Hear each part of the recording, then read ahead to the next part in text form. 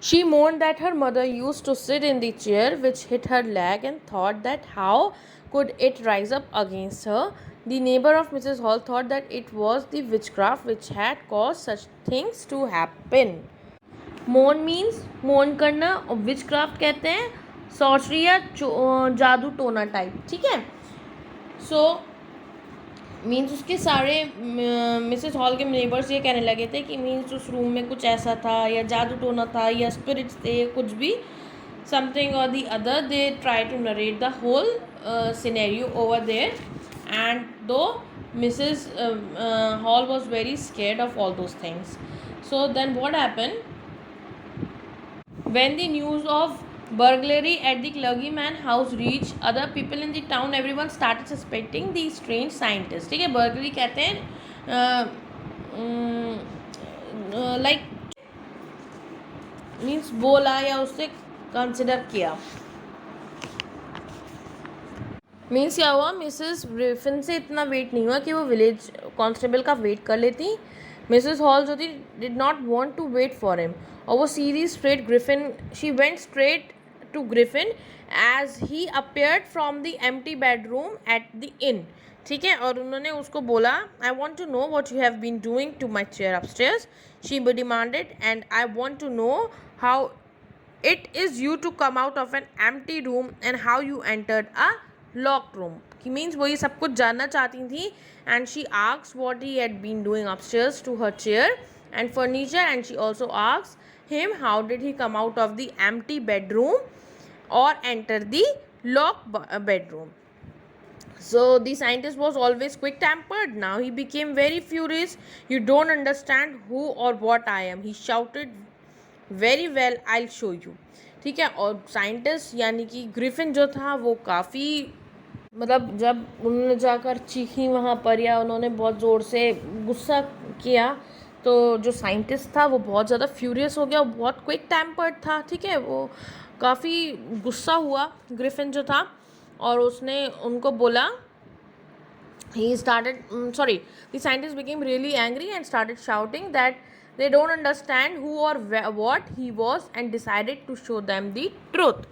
ठीक है, और मीन्स उसको इतना गुस्सा है, उसने कहा ये जानते नहीं है मुझे. एंड मीन्स वो मीन्स बहुत क्विक टेम्पर्ड था तो उसने ये सारी चीज़ें की. And he grew angry and he suddenly shouted at her. और फिर उसने कहा कि ठीक है तुम्हें मैं मीन्स सच दिखाता हूँ या जो भी है तुम्हें मैं लेसन सिखाता हूँ या कुछ भी. मीन्स उसने उनको बहुत डराने के लिए सब कुछ बोला कि यू डोंट अंडरस्टैंड हु और what I am. He shouted very well I will show you, कि रुको तुम मैं अभी तुम्हें दिखाता हूँ. Suddenly he through of bandages, whiskers, spectacles and even nose. It took him only a minute to do this. The horrified people in the bar found themselves starting at a headless man. Now what happened? He suddenly shouted at her and he then threw off bandages, spectacles, nose, etc. and he had become invisible. So ठीक है, and the horrified people now saw at a headless person. ठीक है, क्योंकि वो उसने mean सब कुछ जो था वो दिख रहा था तो उसने क्या किया, उसने ये सारी चीज़ें निकाली and then again he became invisible.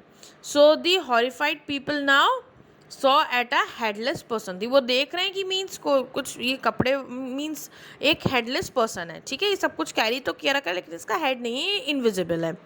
Then Mr. Jaffer, the constable, now arrived and was quite surprised to find that he had to arrest a man without a head. But Jaffer was not easily prevented from doing his duty. If a magistrate warrant ordered a person arrest, then that person had to be arrested, or with or without his head. There followed a remarkable scene as the policeman tried to get hold of a man who was becoming more and more invisible as he threw off one garment after another.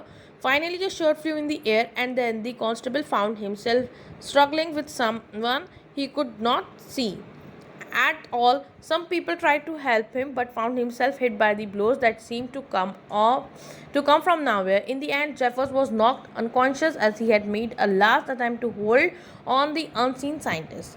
There was excited cries of hold him, but this was easier said than done. Griffin had shaken himself free, and now and no one knew where to lay hands on him. So now what happened, when Mr. Jeffers, the constable, arrived, he was surprised that he had to arrest a man without a head. लेकिन वो जो था, but he had to arrest him in any case. ठीक है, तो he tried to catch the scientist, but he was throwing off one garment after another. So the constable found himself struggling with someone he could not see at all. ठीक है, वो उसके साथ struggle कर रहा है जिसको वो देख भी नहीं पा रहा था क्योंकि वो उसका head invisible था. Some people tried to help him, but they received blows only from invisible Griffin. ठीक है, लेकिन कुछ लोग जो थे मिस्टर जैफर की हेल्प भी करना चाहते थे, लेकिन क्या था, वो नहीं कर पा रहे थे क्योंकि the Griffin didn't want it to be happen. ठीक है, in the end Jaffers became unconscious. There was cries of hold him, but Griffin had freed himself. No one knew where to lay hands on him. Now at the end what happened ki when he made a last attempt to catch hold of the invisible man, he was knocked unconscious by the invisible man, okay, Mr. Jaffer, and everybody was shouting, told him repeatedly, but Griffin had sent him free from them and nobody could even understand how to catch him, okay, and he was laid free. So this was the chapter. I hope the chapter is being clear to you all. As in advance, I just want to give you a short summary or the highlights point of the chapter. So student, this story is about a scientist named Griffin, okay, और उसने जो है कुछ discoveries की थी. वो क्या किया था कि उसने मीन्स एक ड्रग ले लिया था, एक ड्रग मीन्स सर्टेन ड्रग्स उसने ले लिए थे और जिसकी वजह से वो जो था इनविजिबल हो गया था. And he was first notice by 2 boys in staircase of a house where they could see just only the bare footed steps, okay, उसके फुट स्टेप्स देख सकते थे. And they started following it, लेकिन वहाँ पे वो किसी को देख नहीं पा रहे थे, सिर्फ फुट स्टेप्स देख रहे थे. So they follow it until the foot steps are fainter and can not be seen. First, as he is feeling cold, Griffin enters a mall a mall or a London store, ठीक है, for some warmth. After the stores shut down, he decides to wear some warm clothes and eat something. तो उसने unbox किए कुछ clothes और उसने उनको पहन लिया. Then from the kitchen of the restaurant, he eat cold meat and some coffee. और उसके बाद वो ग्रोसरी स्टोर में गया और फिर उसने वहाँ से कुछ मीठा खाया, कुछ स्वीट्स खाई और फिर उसने वाइन भी पी थी. Then he falls asleep on a pile of coils, and he then wakes up in the morning when someone of the store's assistant had seen him and started chasing him. He quickly threw away all these clothes as he was wearing and became invisible again. फिर उसने दोबारा से जो है वो कपड़े निकाले और दोबारा से वो इनविजिबल हो गया. ठीक है, मीन्स वो ऐसे था ना कि मीन्स वो इनविजिबल था, लेकिन जब उसने अपने क्लोथ्स डाले तो क्लोथ्स तो विजिबल हुए ना, मीन्स वो पर्सन नहीं दिख रहा था, ग्रिफिन नहीं दिख रहा था. Then he started roaming around without any clothes and the cold winters of London. Then he decided to steal clothes from a theatre company as he knew that he would get something there to cover his face as well. और फिर उसने वहाँ से bandages जो थे वहाँ से bandages भी स्टील किए और उसने अपने फेसेस पे, डार्क ग्लासेस पे फॉल्स नोज लगाई और a hat also he covered himself. With the hat also he covered himself. And after that he hits the shopkeeper और फिर उसने वहाँ से सारा मनी जो है वहाँ से चुरा लिया और फिर उसको रियलाइज़ हुआ कि लंदन जो है काफ़ी क्राउडेड है टू लिव लाइक दिस. और फिर उसने डिसाइड किया कि वो एक किसी विलेज में जाता है and he books 2 room at an inn at the Iping village. और फिर उसने वहाँ जाकर जो था means there and it was he reaches there and it is strange for the people of Iping कि वहाँ पे कोई स्ट्रेंजर आए इतने वियर्ड अपीयरेंस के साथ और वो वहाँ आकर उनके साथ इनमें रहे ड्यूरिंग द विंटर सीजन. एक बार उसकी मनी जो थी इज़ ओवर एंड उसने जो था लोगों से चुराई and he also hits the landlord and his wife.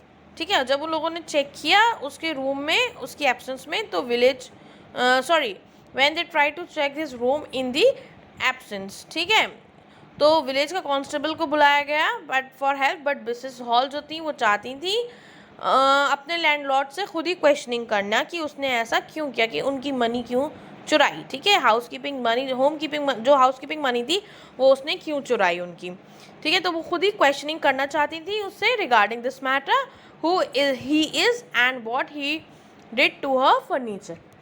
Means उसने उनको काफ़ी हॉरिफाइड भी किया था, मैंने आपको पूरा इंसिडेंट वो नरेट भी किया है, ठीक है, कि वो लोग कैसे उसके रूम में जाते हैं और उसकी एब्सेंस में वो कितना डर जाते हैं, ठीक है, कि उसका फर्नीचर जो है, उनका फर्नीचर जो है वो ऐसे प्रिटेंड कर रहा था, क्यों वो फर्नीचर की गलती नहीं थी, वो किसकी गलती थी, वो ग्रिफिन करा रहा था, क्योंकि ग्रिफिन वहाँ पे इनविजिबल था, उसके सारे क्लोथ्स जो थे वो दे वर टेकन आउट, ठीक है, from his body, and he was doing all this thing because he didn't like his landlords. So ये सब कुछ जो था काफ़ी मीन्स जब उन्होंने जाकर शाउट किया है, जो भी जाकर उनसे ट्रीट, जिस तरीके से भी जाकर उन्होंने चीखी चिल्लाई या उससे क्वेश्चनिंग की, वो क्वेश्चनिंग जो थी उसको बिल्कुल पसंद नहीं आई। ग्रिफिन को बहुत फ्यूरियस हो गया था and he decided to show her who he is really, कि वो उन्होंने बताना चाहता था कि उसने जो है गलत आदमी से पंगा ले लिया and he just want to show off कि show her who he is really, means वो काफ़ी एग्रेसिव हो गया था। Okay, then people then see a headless man and Mr. Jaffer the constable also find that why he would arrest a man who doesn't have a head, कि means उसको उस आदमी को अरेस्ट करना पड़ेगा जो इनविजिबल है, जिसका हेड ही नहीं दिख रहा, and they are unable to catch Griffin as he remove all his clothes and became invisible. Okay, और वो उसको कैच नहीं कर पाए क्योंकि ग्रिफिन ने जो अपने सारे क्लोथ्स जो थे निकाल दिए थे, and again he became invisible and he even knocks out Jaffer as he tries to catch him, ठीक है, वो जेफर को भी कांस्टेबल को भी चकमा देकर भाग गया क्योंकि वो उसको कैच नहीं कर पाए थे, ठीक है, वो क्योंकि वो इनविजिबल हो गया था and he doesn't even been visible, so that's why he didn't able to catch him, Jaffer जो थे उनको कैच नहीं कर पा रहे थे। So this is the whole chapter of footprints without feet. I hope everything is been clear to you.